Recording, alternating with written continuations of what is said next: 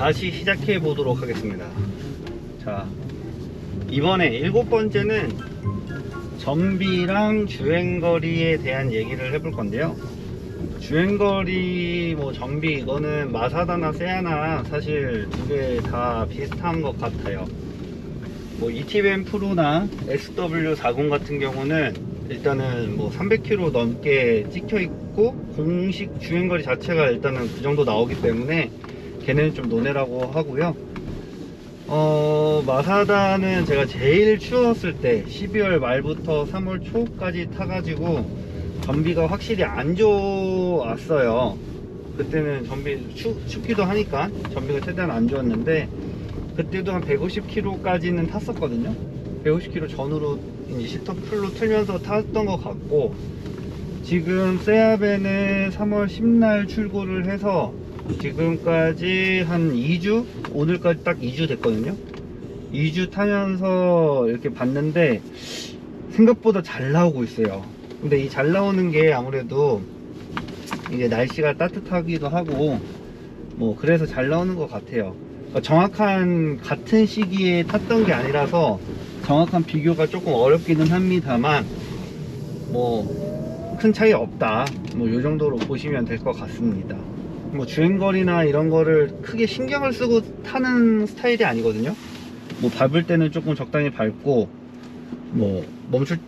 차가 많을 때는 천천히 가고, 차가 없을 때는 좀 규정 속도 내에서 적당히 밟고 하는, 그냥 교통흐름에 맞춰서 타는 정도이기 때문에 둘 다 비슷하고, 제 패턴에서는 둘 다 크게 문제나 불편함은 없다. 그래서 둘 다 무승부라고 하겠습니다. 8번째는 적재함입니다.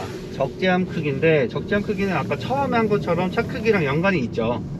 적재함은 크고 넓으면 무조건 좋습니다.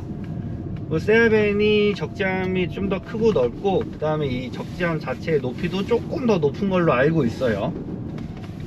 그렇다 보니까 이제 그 안에서 정리하고 할 때도 허리를 어차피 숙이는 건 똑같지만 많이 숙이느냐 조금 숙이느냐의 차이기 때문에 조금 더 크고 넓고 높으면 좋은 걸로 하겠습니다. 근데 이제 한 가지 말씀드리고 싶은 거는, 마사다 같은 경우는 양문 슬라이딩 도어다 보니까 그 도어 스텝이 이렇게 파여 있어요, 양쪽으로. 근데 그게 가다 보면 거기에 바퀴가 하나 빠지기도 하고, 유모차 쪽 바퀴가 하나 빠져가지고 이제 예를 들어서 운전석에서 조수석 쪽에 있는 유모차를 빼야 된다. 근데 조수석 쪽으로 도어 스텝 파져 있는 부분에 유모차가 빠졌다, 바퀴가 한쪽이. 그러면 결국엔 다시 돌아가서 저쪽에서 열어서 꺼내줘야 돼요. 안 그런 상태에서 당기다가는 바퀴가 빠질 수도 있고 부셔질 수도 있기 때문에, 그래서 저는 도어 스텝 파져 있는 게 되게 불편했거든요. 근데 이제 세아벤 같은 경우는 도어 스텝이 안 파져 있습니다, 슬라이딩 도어에도. 그래서 그거는 오히려 저는 좋은 것 같아요. 근데 1열에도 도어 스텝이 따로 없어서 타고 내릴 때 좀 불편하다 하시는 분들도 계시더라고요. 근데 사실 저한테는 큰 문제는 안 돼가지고, 오히려 이렇게 상대방 운전자나 실사용자를 배려 안 하는 이런 시스템이 저는 차라리 더 나은 것 같은 느낌입니다. AS에 대해서 이번에는 얘기를 해볼까 합니다. AS 가장 중요하죠. 사실 어떤 차든 어떤 물건이든 차든 간에 제일 중요한 부분이라고 생각을 할 수 있는데, 중국산 전기 환불벤에 대한 그 AS에 대한 이미지는 사실 좋지 않습니다. 팔고 나면 장땡이라는 느낌이 너무 강해요. 이거 제가 마이브를 타고 있지만, 마이브 같은 경우도 본사에서는 열심히 지금 AS 진행하는 거 접수 받고 AS 하고 다 하고 있어 주시긴 하거든요. 근데도 사실 현대나 기아 이런 것처럼 그런 대기업들에서 하는 AS도 이슈가 많은데, 하물며 이런 중소기업이나 이런 데서 하는 AS는 얼마나 말이 많겠습니까? 근데 어쨌든 일부분 딜러사, 판매사, 딜러사, 수입사 그들의 문제일 수는 있겠지만, 중국산 화물벤에 대해서 이 인식 자체가 좀 안 좋기는 해요. 그거는 어쩔 수가 없는 것 같습니다. 그래서 마땅히 뭐 마사다가 더 좋네, 뭐 세아벤이 더 좋네, 나쁘네 이런 거를 얘기하기에는 사실 의미가 없다고 생각하고, 둘 다 AS 받기는 힘들다고는 하지만 세아벤 같은 경우는 뭐 조금 더 뭐 신경을 써주고 있다라고 하니까, 이렇게 카페 글들 이런 거 사실 보면 세아벤 같은 경우는 쉐보레 뭐 바로 뭐 어디 가면은 해준다, 협력업체가 쉐보레랑 해가지고 있다라고 하는데, 아직까지는 저는 이제 큰 문제가 없기 때문에 가본 적 없어서 AS에 대해서 뭐 어디가 어떻다 어쩌다 얘기하기는 조금 힘들긴 하지만, 어쨌든 제가 검색해보고 느껴본 바로는 제 예상으로는 비슷비슷한데 그나마 세아가 좀 낫지 않을까. 왜냐면 세아 같은 경우는 그 명신이라는 그 회사의 자회사 뭐 그룹 계열이라고 명신의 계열이라고 들었기 때문에 그나마 좀 낫지 않을까 싶어요. 근데 세아벤도 보면은 뭐 부품이 있네 없네 하면서 뭐 얘기 많은 거 보면 비슷한 것 같습니다. 그 모든 그 중국산 전기화물밴을 수입해갖고 판매하는 곳에서 좀 소상공분들이나 화물 운송업, 그러니까 이 차를 이용하고 사고 하는 직접적인, 어쨌든 거의 제가 봤을 때는 80% 이상이 그 직접 소비자거든요. 그냥 일반 소비자보다는. 그분들은 이게 생업이잖아요. 저도 마찬가지로 이게 없으면은 뭐 딴 차 굴리기는 할 수 있겠지만 뭐 일에 타격을 입잖아요. 이런 부분에 있어서는 조금 신경을 많이 써주고 믿고 탈 수 있도록 좀 해주면은 좋을 것 같다고 생각합니다. 뭐 우리나라에서 중국차가 성공할 확률은 제가 봤을 때 극히 낮다고 보기는 하는데, 얘네 이 시장만큼, 이 카테고리만큼은 대체제가 따로 특별히 있지 않기 때문에 그런 부분만 좀 신경 써주면은 바로 장악할 수 있을 것 같긴 하거든요. 뭐 그거는 그냥 무승부로 가겠습니다. 10번째 브레이크인데, 브레이크는 제가 봤을 때는 둘 다 점수가 뭐 이렇게 후하지 않아요. 둘 다 이렇게 좋게 볼 수 있는 점수는 아닌 것 같고, 근데 화물차라는 특성을 생각해도 브레이크가 너무 실망적이기는 해요, 둘 다. 근데 굳이 뭐가 더 낫냐라고 이렇게 따지자면 저는 그래도 세아벤이 조금은 더 나은 것 같습니다. 그 이유가 뭐냐면, 제가 처음 타보는 차들은 그 차의 뭐 가속 성능 이런 것도 뭐 중요하겠지만, 사실 그거는 저한테는 그렇게 크게 중요하지 않고 브레이크 성능부터 테스트를 한번 해보거든요. 무조건 풀브레이킹을 때려봅니다. 왜냐면은 그 풀브레이킹 했을 때의 담력이랑 그 능력치를 확인을 할 수가 있어야 돼요. 그래야 내가 이 차를 뭐 하루를 타든 1시간을 타든 타더라도 만약의 상태 때 좀 대비를 할 수가 있잖아요. 그래서 얘도 마찬가지고, 지금 이 세아벤도 마찬가지고, 마사다도 마찬가지고, 이제 처음에 풀브레이킹 테스트를 해봤어요. 해봤는데 그나마 세아벤이 좀 더 낫습니다. 그나마 세아벤은 이제 풀브레이킹 딱 했을 때 비상등이 자동으로 켜지더라고요. 마사다 같은 경우는 안 켜졌었는데 뭐가 다른지도 모르겠는데 아무튼 그러고 이 뭐 자동 비상 제동 장치라 그래서 ABS 뭐 이게 달려 있어요. 이게 한 30% 정도는 믿을만 한데 70%는 약간 허당입니다.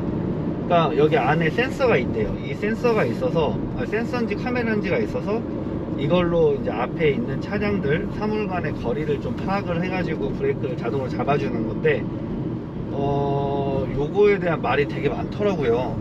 저는 사실 요거 쓰면서 뭐 불편한 점도 당연히 있었지만, 그렇다고 뭐 이거 진짜 못 써먹겠다 이런 적은 없었거든요.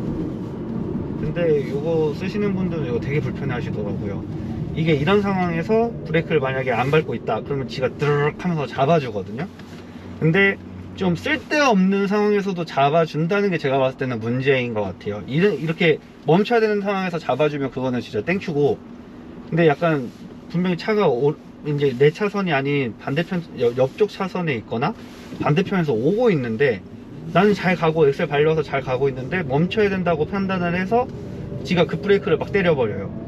그런 경우가 좀 있어요. 그래갖고 이게 조금 좀 믿을만하지 못한데, 그래도 한 번이라도 도움을 받으면 없는 것보단 낫지 않을까라는 생각을 합니다. 사실 운전할 때는 저는 전방 주시는 잘 하는 편이라서 제가 보고서 이거를 이제 어느 정도 일부러 걸고 싶으면 걸고 할 수 있을 때까지 조금 뭐라 그럴까, 좀 적응이 된 것 같아요. 근데 그 적응을 깨는 순간이 가끔 있습니다. 아, 이 정도 가다가 내가 엑셀을 밟고 있다가 안 밟으면 저기쯤에서 얘가 알아서 잡아주겠지 했는데, 그런 경우는 잡아줘요. 근데 뭐 정말 앞에 아무것도 없고 해서 난 그냥 가야지 하고 엑셀을 밟고 있는데, 옆에 차선이나 반대편의 차선을 인식해가지고 지가 그 브레이크 때려버리는 경우가 있고 막 이러니까, 이건 조금 발전이 좀 필요하지 않을까 싶은 부분이긴 합니다. 어쨌든 그런 거 말고 그냥 전체적인 브레이크 성능은 세아가 더 낫다고 봐요. 세아 같은 경우는 브레이크를 풀로 때렸을 때 물론 뭐 밀린다 뭐 이런 부분도 있기는 한데, 마사사 같은 경우는 조금 뭐라 그래야 돼, 브레이크가 ABS 먹듯이 지가 풀브레이크 때리고 있어도 잠깐 놨다가 다시 잡는 경우가 있더라고요. 그게 ABS가 걸리는 건지 아니면은 뭐 때문에 그런지는 사실 잘 모르겠어요. 그런 경우가 한두 번 있어가지고 뭐 맨날 있었던 건 아니고, 그래서 이게 확인을 제가 타면서 못 해봤는데, 어쨌든 브레이크를 꽉 밟았을 때 그 브레이크의 성능이나 이런 거 자체는 비슷하지만 좀 운전자에게 안심을 주는 거는 세알벤이 조금 더 높다라고 판단이 됩니다. 그래서 세알벤이 요거도 한 표를 가져갑니다.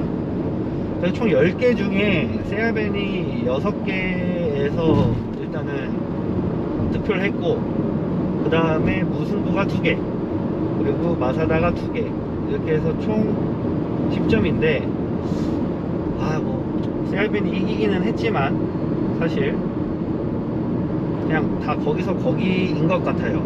그냥 끌리는 거 사시는 게 맞는 것 같습니다. 저는 뭐 제 추천을 물어본다면 저는 아직까지는 고민 안 하고 그냥 세알벤을 추천할 것 같아요. 여러모로 와사다나 이티벤에 비해서 이티벤 프로도 뭐 주행거리가 더 높고 뭐 이런 이점은 있다고 하는데, 그만큼 가격이 높아지거든요. SW40도 마찬가지고, 가격이 높아지면은 굳이 화물차를 그 돈 주고 사야 되는 게 있나? 약간 이런 마인드이기 때문에 저는 그냥 딱 가성비로 정말 짐차로, 말 그대로 짐차로 사기에 세알벤만한 게 없다라고 생각이 됩니다. 그리고 진짜 이게 아무것도 기대감이 없던 상태, 거의 제로? 어쩌면 마이너스인 상태에서 타다 보니까 사실 만족도가 지금껏 탔던 그 어떤 차보다 제일 높아요. 막 드림카였던 뭐 M2나 이런 다른 차가 막 나올 때까지 막 진짜 막 한 달, 뭐 1년 이렇게 막 기다렸던 차들보다 오히려 이 차가 만족도는 더 높은 것 같습니다. 뭐 진짜 어차피 짐차기 때문에 짐차로 일 때문에 필요해서 샀고, 그러다 보니까 굳이 크게 아낄 필요 없거든요.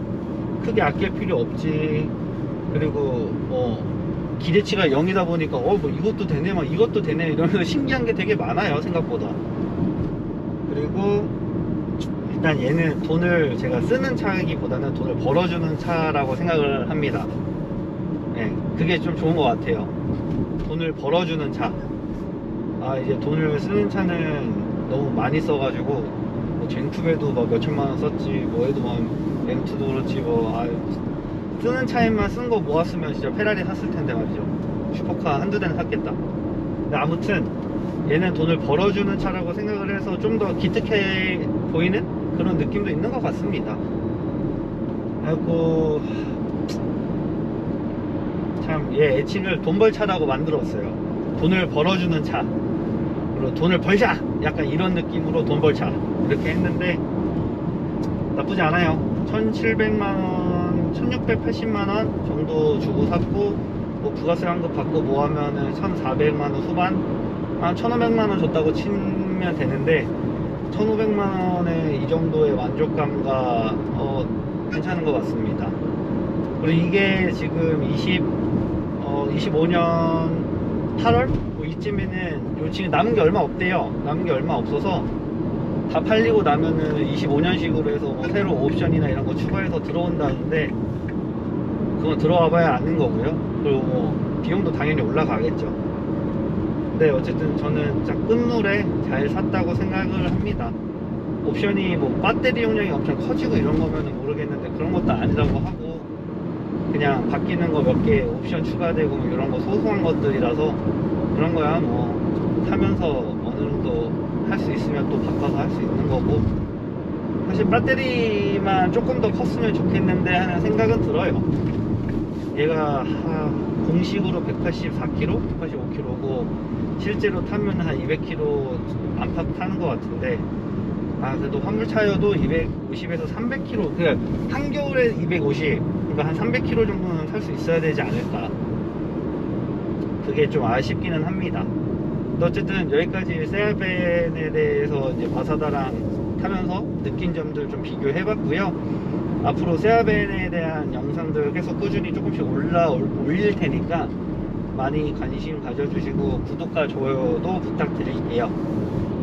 그리고 제가 지금 얘기하고 있는 것들에 잘못된 정보가 있을 수도 있어요. 왜냐면은 저도 이거를 막 엄청 관심을 갖고 막 찾아보거나 했던 차는 아니기 때문에 그냥 한번 쓱쓱쓱 검색해서 보다가 뭐 이렇구나 저렇구나, 뭐 거기서 이제 얘기하시는 것들 종합해보고 의견 제시해보고 저도 타면서 느낀 거 있고, 그래서 조만간 좀 더 타보고 이 세아벤의 내 차 소개 한번 더 이제 찍어보도록 하겠습니다. 그때는 이제 좀 더 지금 이제 한 2000km 탔거든요. 조금 더 타보고 한 5000에서 10,000km 정도 탔을 때 돼서야 이제 이 차에 대해서 좀 더 장단점을 설명해 드릴 수 있을 것 같아서 그것도 기대해 주시고요. 그 다음에 이제 용품, 제가 여기 달려있는 용품들, 제가 썼더니 좋았던 용품들은 개인적으로 이제 또 영상을 만들어서 올릴 예정이고요. 그리고 뭐 세아벤을 좀 부족한 저희 소신함 유튜브 채널의 컨텐츠들을 메꿔줄 수 있는 사골국물 같은 세아벤으로 만들어 보겠습니다.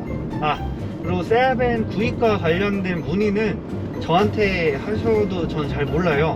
전 잘 모르고, 제가 이제 이거 구입했던 분 유탑 시스템에 김욱 부장님 번호를 댓글에 남겨드릴게요.